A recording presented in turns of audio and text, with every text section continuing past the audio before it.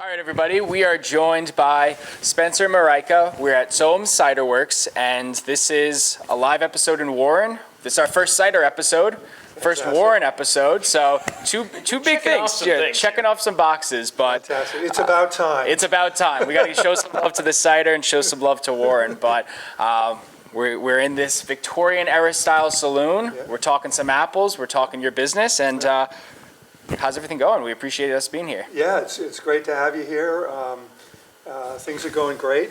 We've been open since 2018, and fortunately we opened a year before COVID, of course. So we had a nice run up, and we were able to get through that without too much stress. Yeah, we're happy to be here today. It's the beginning of spring, which bodes well so far for the apple crop. That's the basis of our business, really, is growing the apples and then turning them into the ciders. So right before we just hit record, you gave us this lovely review of the cider we're about to drink. Let's do it. Let's dive into what we're drinking, and then we'll do a quick cheers. Sure, absolutely. So first and foremost, what we tell our customers when they come in is that our ciders are very much like still dry white wine.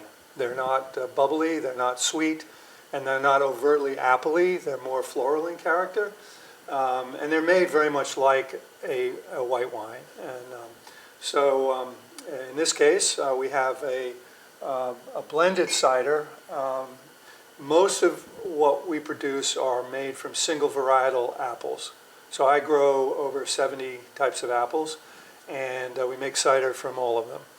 In this case, though, it is a blend, and it's a blend of Liberty apple, which is a modern American cultivar. It was developed by Cornell maybe 30 years ago, I would say, for disease resistance, high productivity, and great aromatics. It has some McIntosh in its parentage. The thing that I like is that it has a little bit of tannin. And tannins are great for building wines. And so this provides a base for this particular blend.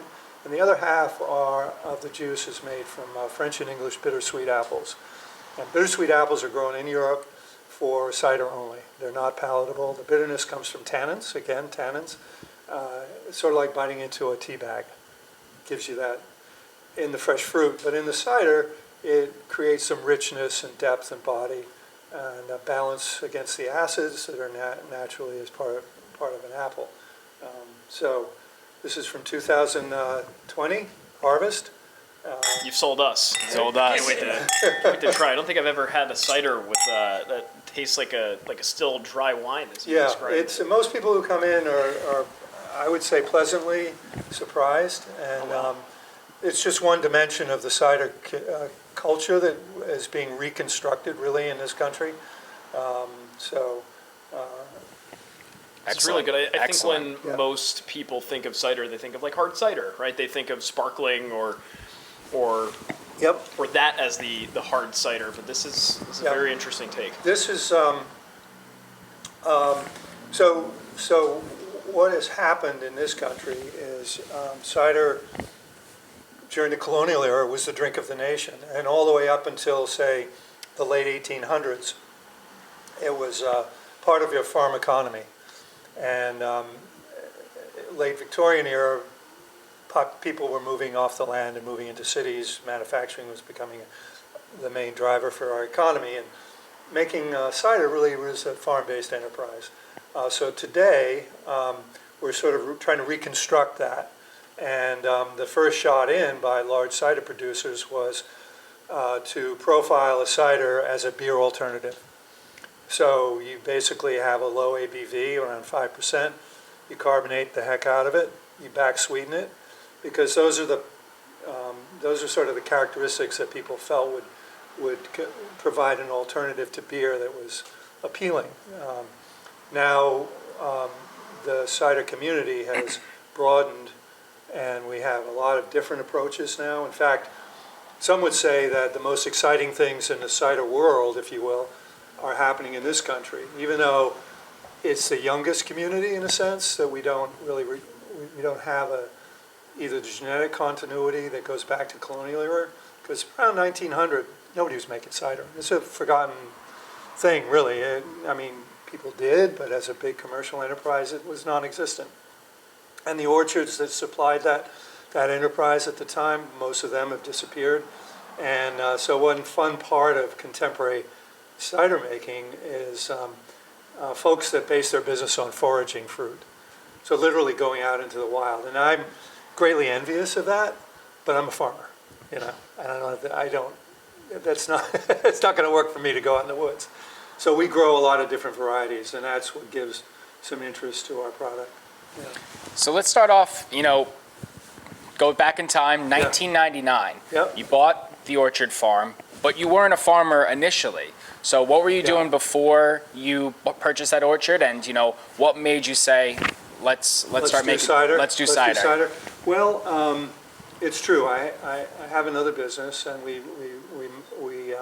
make wine dispensing systems for restaurants and tap handles and accoutrements that service the promotional side of the wine and spirits industry, and cider too, to some extent, although it's a very small piece.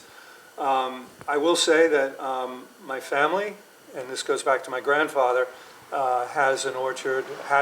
He's passed away a long time ago, but my mother still runs a small pick-your-own orchard in the Hudson Valley. So as a generational thing, we're about 10 years ago kind of thinking about, well, what can we do with these apples that is somewhat more profitable, let's just say. It's very difficult.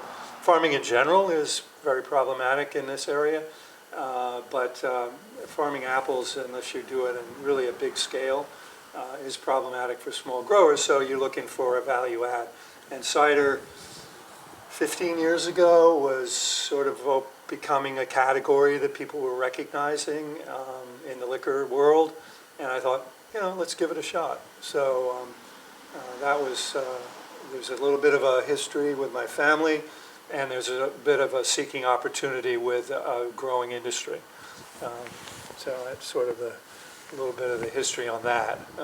And then 10 years ago, right, you start planting trees. Exactly, yeah. 10 years this spring. Yeah. Yep. Congratulations, firstly. Yeah. And then 5 years ago is the opening of where we are now. Yep. So, take us through that process from, okay, we have the land, we're starting to plant. Yep.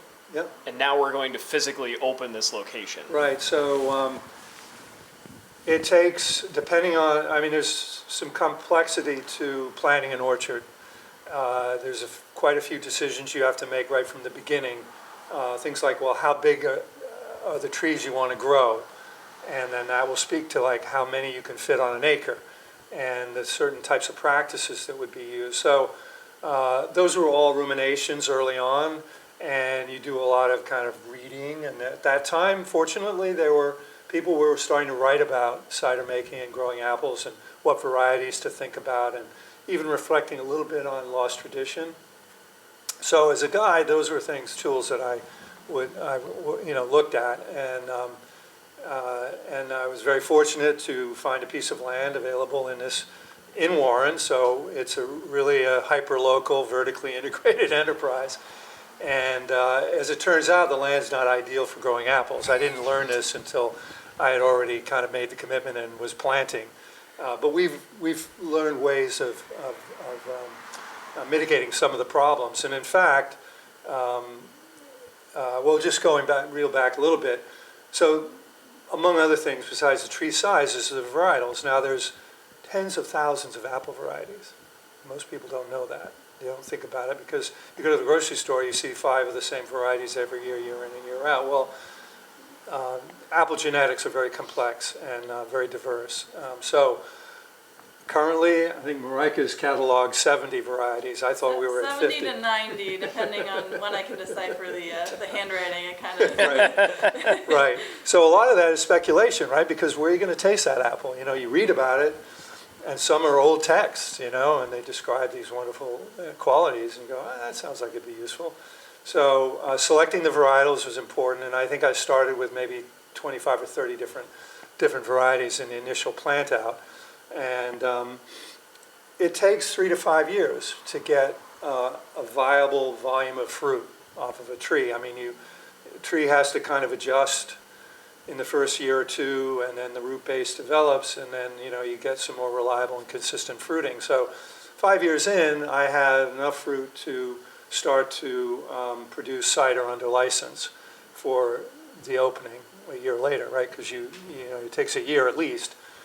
Today, it takes almost 2 years, based on my experience, and to produce the kind of quality that I'm looking for. So that was the nascence of the project, and we were very fortunate. We, as I say, it was a year before COVID, and if it had happened the COVID year or the fall of 2019, I think it would have been more problematic, because this is a kind of an oddball enterprise. There's really not that many of us around. So how do you know if it's going to can be successful, if there's enough interest, and to support a small business like this? So that first year was very telling. It was enough to say, yeah, keep it up. I would say also on apple growing, something that people don't often know is you can't throw a Granny Smith apple into the ground and grow a Granny Smith apple tree. Yeah. It's like they have twice as many genes as humans, so it's like if you have a baby, it's not going to be identical. If you throw an apple seed in, it's going to be a totally random type of tree. So I guess some grow more likenesses to their parent trees, so to speak, but generally it's just going to be something totally random. So you have to take the rootstock and then get your varietal on that, and then take cuttings to keep it. So I guess there was like one parent Granny Smith apple, Yep. for instance. But we don't talk about Granny we don't, Smith. right, yeah. We talk about the Rhode Island Greening. Yes, right, from 1670s. 1670s. Yeah, 1670s. So 1670s, one Rhode Island Greening apple. Yeah. We do have that as the oldest apple in the state. We have that in our notes. Oh, absolutely. So Yeah. I guess 2 questions. Is there a Sowams varietal? No. So Okay. a little bit about the name Sowams, which is the Pokanoket Native American reference to this region, which includes Swansea, Barrington, Bristol, and Warren. And so, we're a very local enterprise that has, not personally, but apples have a long history in this region, and it just seems appropriate to try to identify with the land in a way when naming the business. So there are other, I call them indigenous varietals besides the Rhode Island Greening, and I seek them if I can, and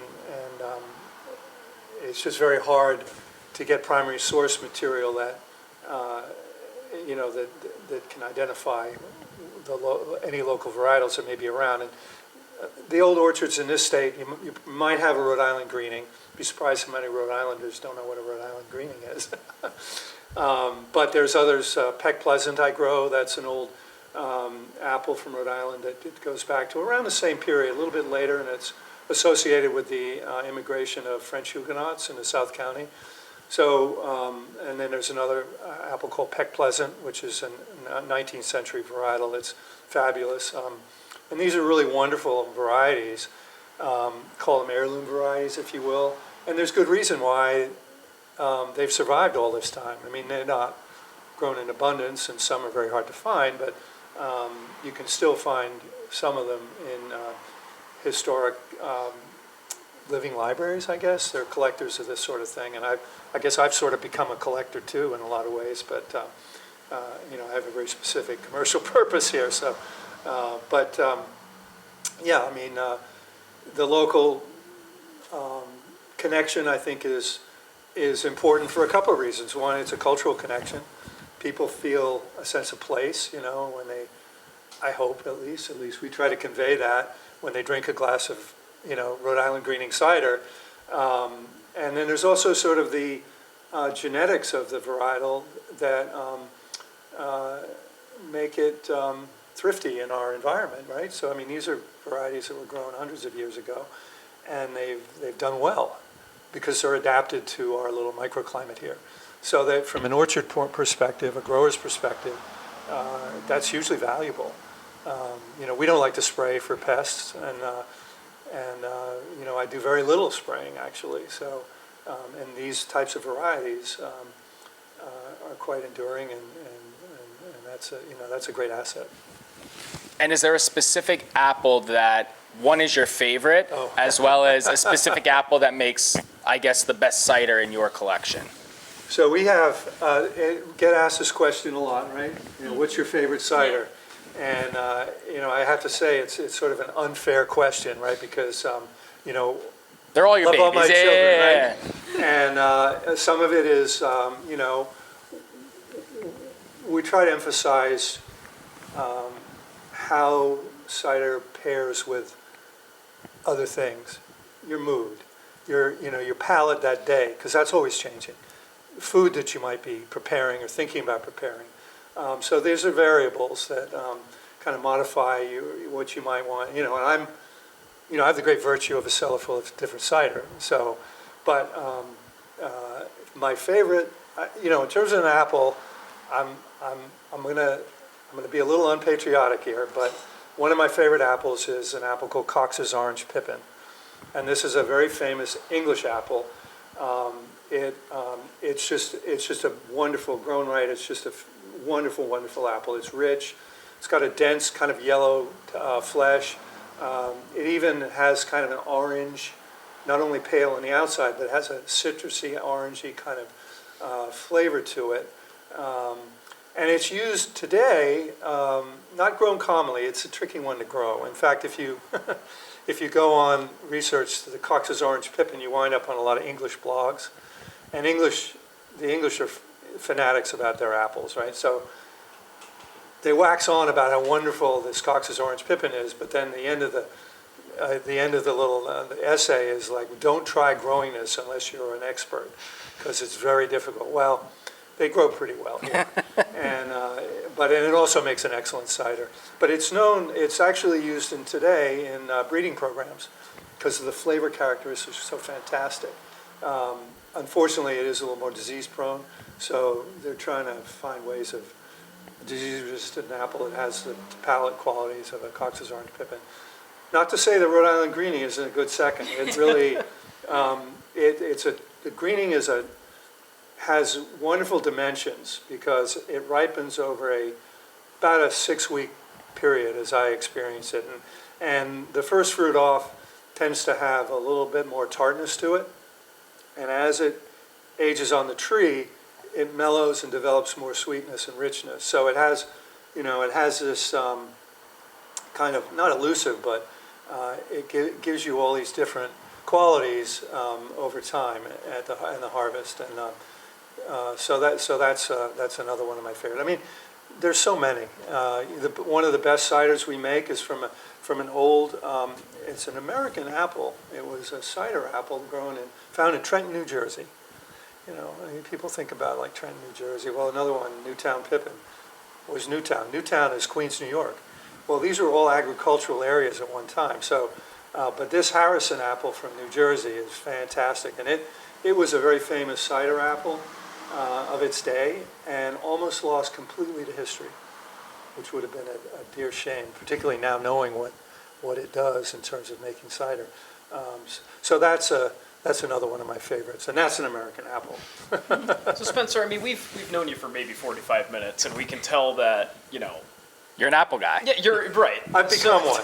I have become one. But that's sort of the question, right? You're a manufacturer by trade. You got this passion Yeah. for cider and sort of the apple world, right, for lack of a better term. Sure.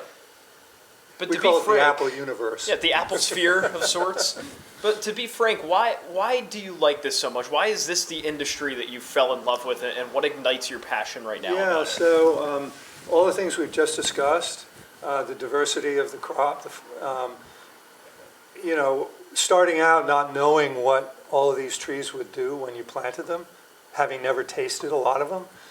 So those surprises that come along every year when a new varietal comes into fruit, you're like, wow, this is going to be great, or maybe not. So all of these things, these challenges, if you will, it's fundamentally an agriculturally based business. So you have to enjoy getting your feet in the mud. As one old timer that I corresponded with in my efforts to gather some of these old varietals, he said, there's nothing better than getting your toes in the mud. And he says, I wish more young people today would do that. And so for me, that's really gratifying. And I've kind of forced Maryka into it too. Well, I think she came with dirty boots anyway. Yeah, it's always having something new and different to do. I mean, the seasons really drive the enterprise. So, every year there's this rotation of things that need to get done. And each one of those things has its own unique challenges and unique discoveries every year, So that's really important. It's a physical enterprise, I think I keep reasonably fit as a 67-year-old, just lugging stuff around the orchard. And there's also just the creative side of it, right? So there's a bit of creativity that goes into growing the trees, right? You're pruning. Right now we're pruning. My favorite thing to do. It's a very sculptural enterprise, really. And my wife's a sculptor too, and I kind of kid with her. It's like, well, one wrong move for you, and I can cut the tree down to nothing, and it'll grow back. I just have to wait a while. So that's part of it. When you're pruning, you're thinking about this moment. You're thinking about the coming year. What's the tree going to look like? And you're thinking about the tree 3 or 4 years from now, because that's when a lot of those cuts are going to manifest themselves. And and then the cider aspect of it, of course, let's not forget about that. Every year we produce from the same orchard, the same varietals, but every year they're different. Now, last year, 2022, best crop I've ever had. The worst drought anybody's seen in this region. Perilous for a lot of farmers who didn't irrigate. I don't irrigate. My land, however, has this sort of peculiar characteristics that it doesn't rain. Really lousy in wet years, fantastic in dry years. So my best crop was last year, driven by the sunlight, not the water, driven by the sunlight. We had tons of sun. So our ciders in a year and a half are going to be exceptional. I know this. But how exceptional and how is that kind of manifest itself? Like, what kind of exceptional qualities are going to manifest themselves? Don't know. We'll know in 2 years, because I don't touch the stuff until we bottle it. So it's always a surprise at the end of the day. But no, thank you. I'm glad you like that. Yeah, no, it's excellent. That's a good starter. When you try all 4, you'll see the differences, and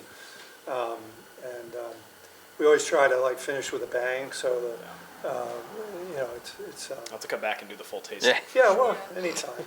It may not be these 4 though. So Easter we'll swap it out. We were just discussing this morning about that, and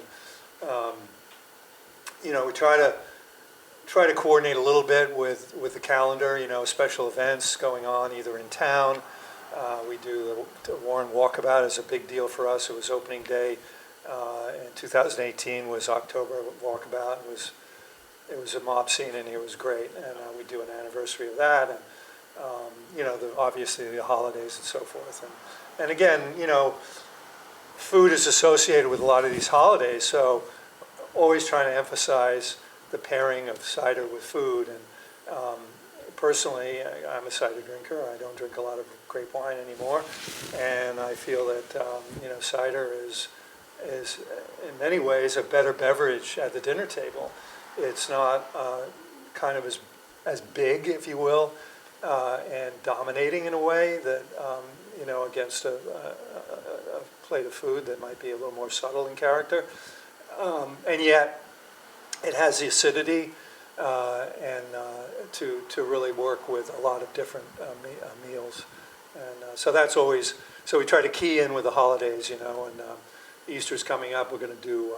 We'll feature the Rhode Island Greening, because the greening of spring, and then we're going to put a Gold Rush on, which is another apple varietal that makes a really nice cider, and sort of the golden egg and all that. So there's this sort of subtle association, but also truly in terms of what would pair well with an Easter meal. And I think that's a good segue actually to the tap room, right? Because there's the making and the bottling and whatnot, but we also have a beautiful Victorian era saloon, right? Yeah. So it's probably a good time to bring Maryka too. As the tap room manager, what can a consumer? Spencer's the tasting room manager. I'm leaning more and more. Yes. I think your prompt is good. Let's keep pushing it that way. But But in any case, inside the tap room, right? What should consumers expect when they walk in here? You know, as far as an experience or the products to try, we've went over for sure. But in general, what should people expect? Well, I think visually when you walk in, there's obviously the bar, but also we have the presses are right behind everyone, which they generally think that they're props. But I kind of like to go through that for people who haven't been, like, you know, explain our orchards just a couple miles away. And then generally for people who haven't been in, as well as people who haven't been in the past couple weeks at any given time, the tasting is a great opportunity to get to know our ciders a little bit more. So we always do 4. We do usually start with the orchard blend and then kind of work through in terms of palate, generally move towards sharpness or sometimes richness, and then, you know, one at a time and kind of go through what the apples are that go into it, you know, what to expect a little bit. But generally we leave people to their own devices and let them decide how each cider tastes. And Yeah, I would say, just to chime in, that as you've talked about the physical surrounding, this is our production room as well, so I think that kind of surprises people. Like, how do you do it all in here? Well, we're not open every day to the public. But in terms of the experience, the most gratifying thing that I get from people is like, wow, great ciders, and we learn so much, you know? And that's, to me, what really creates the experience is we're not, you know, dogmatic about, you know, apples so much as really reflecting an enthusiasm for the crop and you know, sort of provoking an interest on the part of the customer as to like, oh, really, you know, 10,000 varieties, you know, in 1900, you know, wow, what happened to them all? You know, so those are discussions that we can get into and speculation, and every apple has a story. So we're never going to run out of things to say, and that's part of the fun too, you know. But you know, again, it's the educational aspect as well as the, you know, the palate experience. And I would just make one correction. It's really not a tap room; it's a tasting room. Tasting room. That's our beer knowledge. Yeah, exactly. Because we don't have a tap. You know, we're opening bottles. And, tasting room. Yeah, yeah, and that's sort of what and that really reflects what we're doing here. And so I do have to make a distinction between, you know, because brewing and cider making are kind of two different things. They both involve fermentation, but for the cider maker, as I practice it, we're farmers first. So we bring the fruit in, and you know, beer makers brew the wort, and that's why they're called breweries and stuff. But in fact, I joke with friends of mine and we've had beer clubs that come in here, and you know, so there's this nice camaraderie. But I joke with them. I says, you know, you guys, I don't know how you do. I stayed away from beer making because it just seemed way too complicated, you know. And they joke, and then I said, well, but the only thing is, I grow the fruit. That's that's the burden that I have to bear. But yeah, not to minimize cider making, but it's very simple. I started making cider in a tiny apartment in New Hampshire because, like, you can get apples for free. We don't, or it's the labor, but you can put it in a container, and you're gonna have cider eventually. Put the juice in. Yeah. But it is like you don't need all the fancy stuff. It's the apples and sometimes the yeast. Sometimes it's just the yeast starting in the apples, but it's not a whole lot of ingredients that go into it. Yeah, just absolutely. a lot of love and time. Well, it's a lot of cleaning, scrubbing, washing, all, you know. Both boots those and industries equipment. share that in common. Yeah, we do share that with the beer makers, and yeah, I mean, I took some courses at Cornell about cider making, and they done, this goes back probably 10 or 11 years, and they were like 2 seminars, 10 days each. It's just, you know, Cornell is like this wine school, and it has the largest apple collection in the world and all this stuff. And, It is what Cornell is known for, after all. well, absolutely. So they have these 2, you know, like week and a half seminars. That's it on cider making. They have a school of winemaking, but that's it. So I went to them, and it was run at that time by a gentleman from England called Peter Mitchell, and he had worked at Bulmers, which is one of the biggest cider makers in the world, English production cider house, and he was a very industry-oriented kind kind of guy, and his program was really steered that way. And yeah, you want to make a complicated project out of cider making? Sure, you can. You can go into, the use of sulfur for various reasons, clarifying, filtration, carbonating, and then flavor profiling. And you can add as much complexity as you want, and a lot of it's driven by the need for consistency in industry, the need for an expedited process. I mean, you can make a cider in like 2-3 weeks, done, apple juice, can, done. 2 years.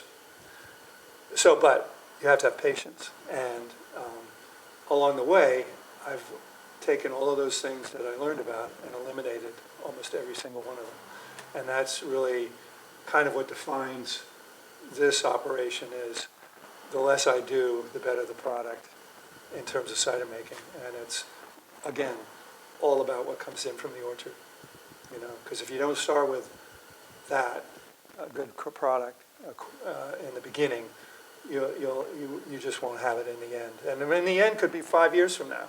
I mean, we sell our ciders more experimentally, just to see what aging does. And aging is huge. It's huge.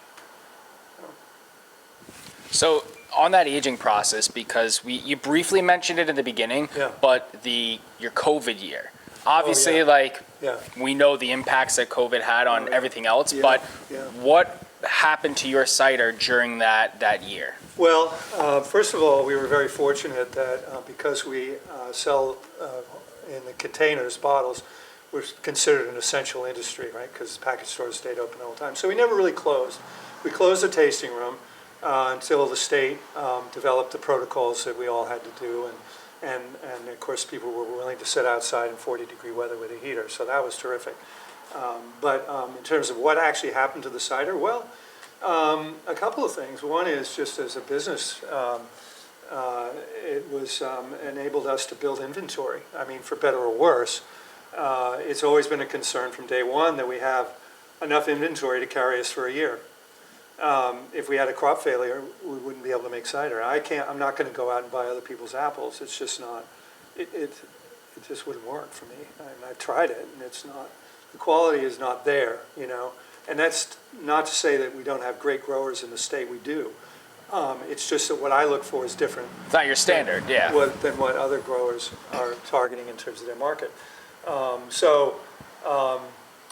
Some of the ciders, well, I would say all of the ciders benefit from aging. So what we didn't sell that year just got a little bit better in the bottle. Bottle aging is one aspect. People talk about barrel aging. I get that question a lot. I'm sure Maryka does too. Oh, do you barrel age your ciders? And it's kind of a, I don't know, is meme the right word for that kind of thing? Like, I don't know. It's just sort of a thing, right? People think about barrel aging. It's like automatically it's worth more. But it's to me, and I'll just speak for myself, it's not the barrel, it's the aging. Now, you have a wonderful old barrel that had bourbon whiskey in it, and you want to throw your cider in there and let it sit for a year. I'm sure it's going to have some benefit or some effect, if nothing else. But barrels are heavy. You've got their maintenance, they're prone to infection from things you don't really want. So it's kind of off the table for me, Most everything that we use here can be handled by one person. And so that's sort of important because there really aren't that many of us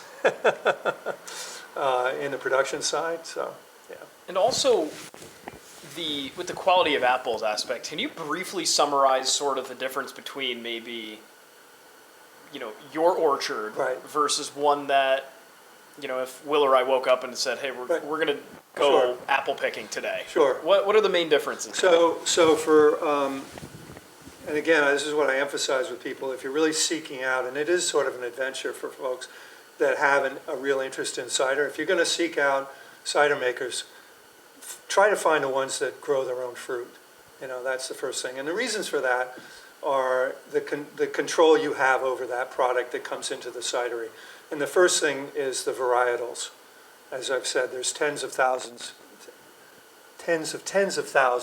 of apple varietals kind of worldwide, and every time a seed falls to the ground, turns into a tree. That's another variety. So you have that option to select, particularly for cider making, okay? And the other thing is the culturing. So how do you grow that fruit? How do you grow that tree? Do you irrigate? Do you fertigate? That means introducing fertilizer into the irrigation water. How do you manage the canopy? So that's the other side of it. Then thirdly, managing the harvest. And most commercial fruit is picked early, underripe. And the reason for that is it's more durable. It will stand up longer in a retail environment. It stores better. Those are things. I don't pick fruit. We pick up fruit. So we manage the harvest by shaking trees, and anything that falls is, now you know that's tree ripened. And those are the things we gather. And that determines a level of quality as well. I mean, you know, most of your starches are now turned to sugar, which is what we want. It's had maximum amount of exposure to sunlight, so which is the energy driver. I mean, these are little, not the apples, but the leaves. They're photochemical factories, really, and they're producing, you know, the tannins, the acids, the sugars, the aromatics, all the qualities that go into the flavor of the apple. So ripening is really, really important. And so those would be sort of the differences, I would say. A lot of your commercial varietals, I mean, we all know about Macintosh, right? So it's a great apple. I don't grow them. I don't think it makes a particularly good cider or one that has a lot of depth. People use it for cider making.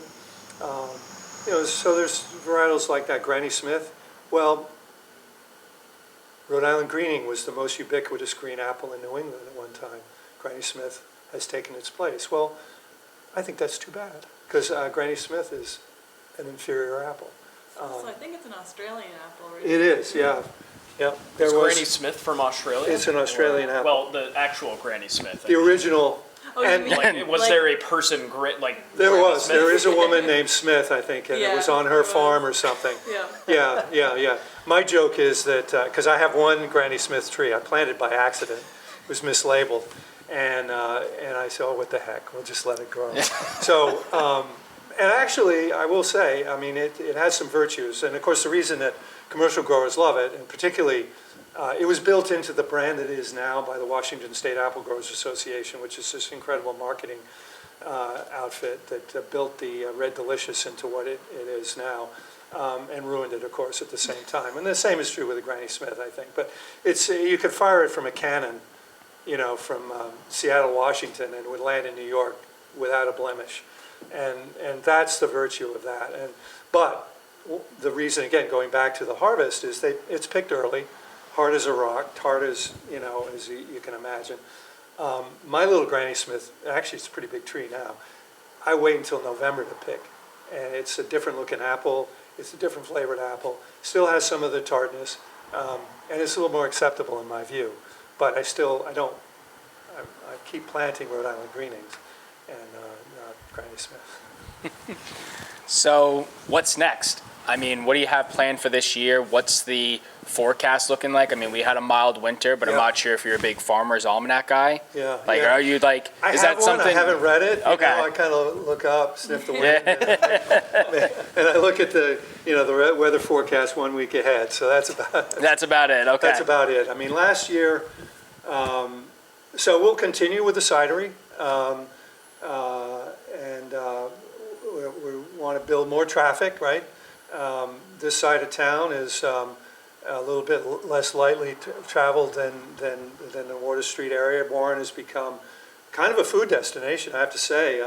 We've got terrific restaurants in this town, and and I think we feel like a good part of that, creating a level of interest in this community.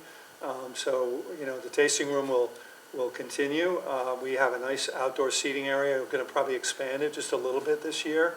And then as far as like the orchard goes, last year we had a spring that was long and late and reasonably wet. So we had a terrific open blossom time, which is hopefully we'll get this year. Creates more opportunity for pollination. So we had a good fruit set. We had plenty of water, so the trees were nice and pumped up going into this dry spell. So we had a lot of good fruit set. We had nice fat trees, and then we had this intense amount of sunlight for the summer. And those were all really good conditions for my crop. This year, I don't know if you could get 2 great years in a row. I mean, I just don't think you really want to count on that.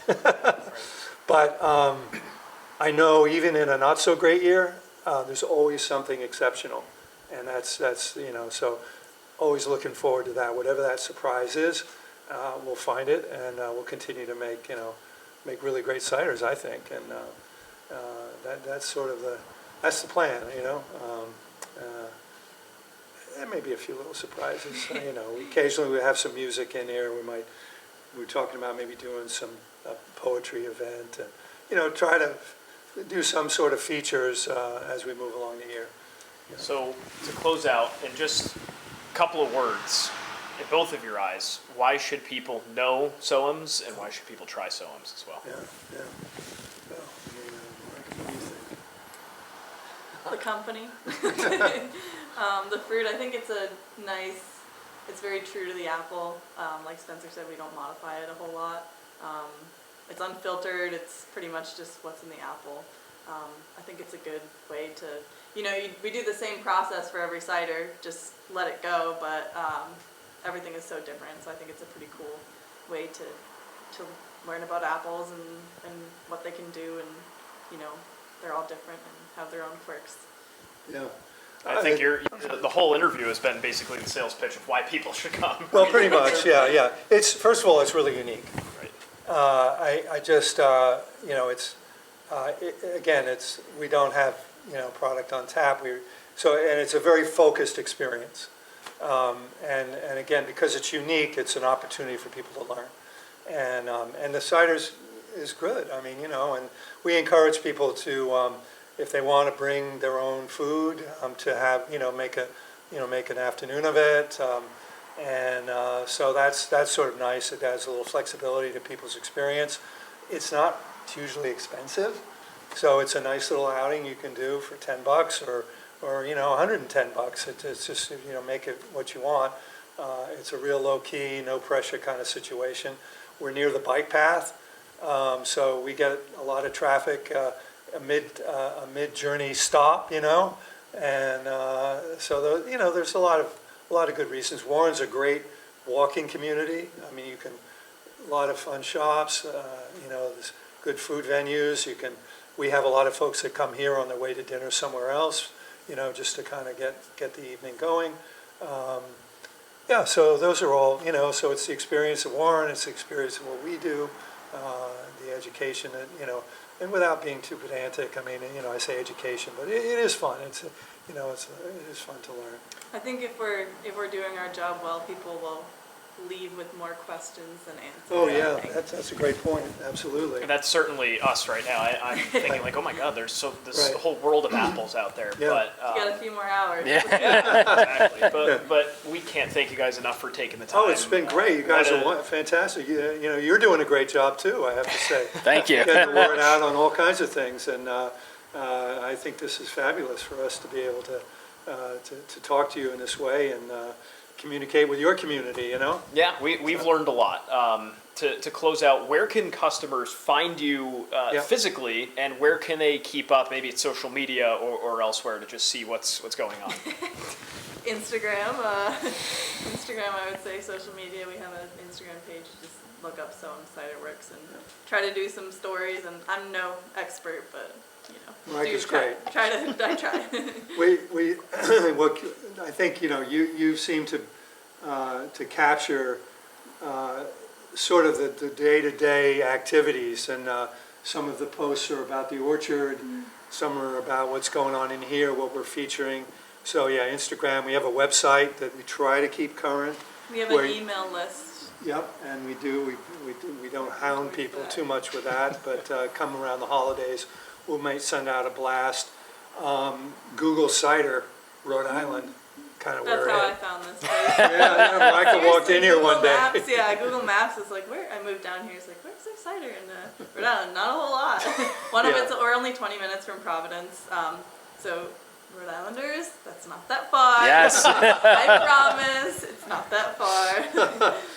And like Spencer said, it's nice, like we're right on Child Street and you can just kind of bop over to Main Street, I think. Yeah, Main or Water Street. Yeah. We have parking, a limited amount of parking on the premise, and there's plenty of off-street parking in the neighborhoods. And, you know, we're not the jam-packed weekend side of town. So, you know, if you want to escape the pressure of Water Street on a weekend, come over here and have a nice relaxing time at Sowams Cider Works. Awesome. Well, we appreciate the time. We appreciate the cider. We appreciate the company. And this was a great conversation. We learned a lot, and we hope everyone enjoyed it. So thank you very much. Appreciate it. Our pleasure, for sure.